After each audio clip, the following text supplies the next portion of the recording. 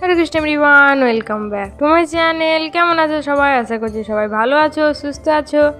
তো আজকে ভিডিওটা এখান থেকে শুরু করলাম। দেখো, আজকে সকালে গোপাল সোনাকে বাল্যভোগে খিচুড়ি ভোগ দিয়েছিলাম।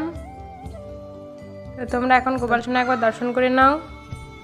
আর দুপুরের জন্যও মা এখানে রান্না বসিয়ে দিয়েছে। তো এখানে দেখো শাক ভাজা হচ্ছে, আর এখানে মাস কলাইয়ের ডাল করা হবে, তার জন্য ফোড়ন দিয়েছে। দেখো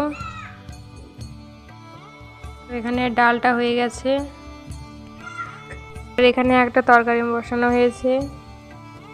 তো রান্না হয়ে গেলে গোপাল সোনার জন্য ভোগ সাজিয়ে নেব। এই দেখো ভোগ সাজানো হয়ে গেছে, এই যে ভোগ দেওয়া হয়ে গেছে। এখন তোমরা গোপাল সোনা দর্শন করে নাও।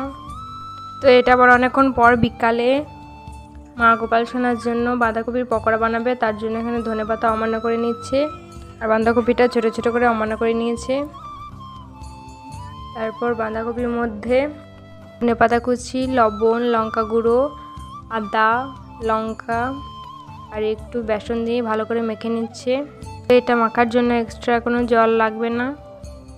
তো দেখো এখানে মাখানো হয়ে গেছে, তারপর তেলে ছেড়ে দিচ্ছে। তো পকোড়াগুলো একটু লাল লাল করে ভাজলে ভালো লাগবে খেতে। তো দেখো এইভাবে সবগুলো পকোড়া ভেজে নিচ্ছে।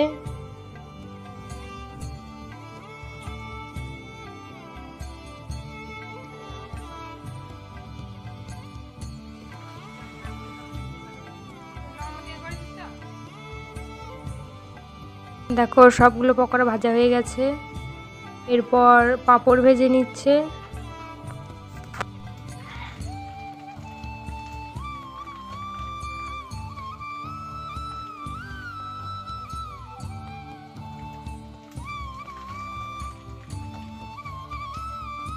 এই যে সব কিছু হয়ে গেছে, আবার গোপাল সোনাকে ভোগ দিয়ে নেব।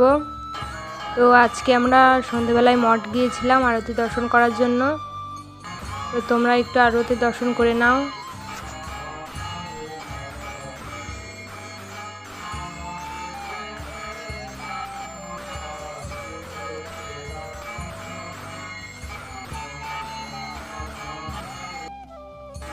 তো তোমাদের বলেছিলাম আমাদের বাড়িতে আমার ছোটো মাসিমণি এসেছে। এই দেখো ছোটো মাসিমণি এখানে আরতি কীর্তন করছে।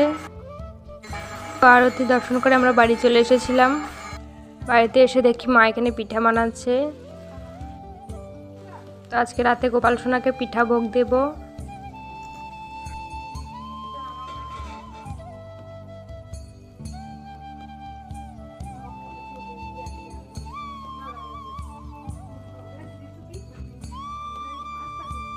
দেখো পিঠা ভোগ দিয়েছি গোপাল সোনাকে। তো এরপর গোপাল সোনাকে শয়নে দিয়ে দেবো। ভিডিওটা এই পর্যন্ত। ভিডিওটা ভালো লাগলে লাইক করবেন, কমেন্ট করবেন। দেখা হচ্ছে পরবর্তী ভিডিওতে। ততক্ষণ সুস্থ থাকবেন, ভালো থাকবেন। হরে কৃষ্ণা।